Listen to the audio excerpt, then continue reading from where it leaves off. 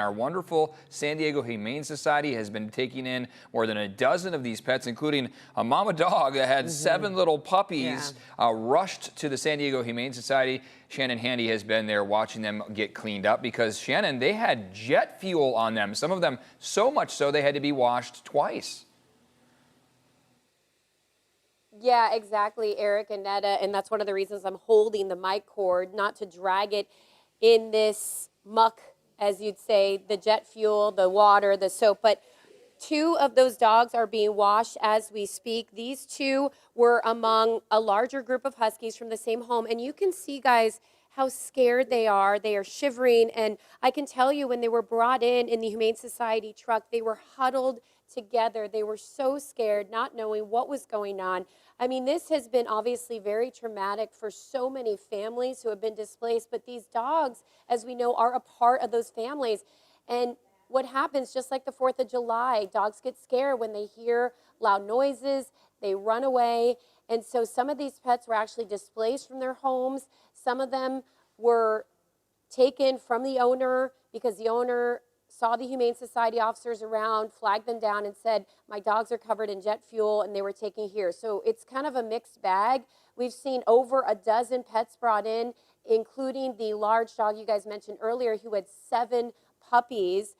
She was washed. Her puppies were brought to a different Humane Society campus, and those puppies, as well as their mother, are all being cared for, as are these dogs. So this is a hazmat situation. I mean, these dogs have been brought in, again, with jet fuel on them, which is why you see some of the Humane Society employees here dressed in the white outfits, making sure that they're protected from that jet fuel. But I can tell you, this is going to be a long day, not just for the first responders on the scene, but these responders. Humane Society are considered first responders. They've been driving around the neighborhood, picking up pets.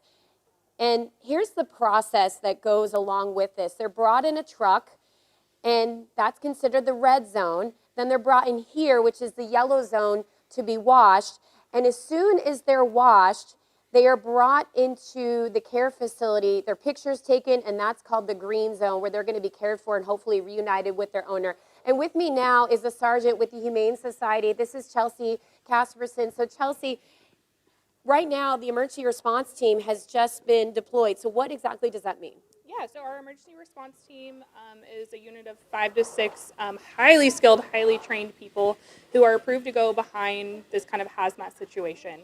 So they're going to be clearing homes. They're actually going to be going through, making sure that no animal is left behind throughout this scenario.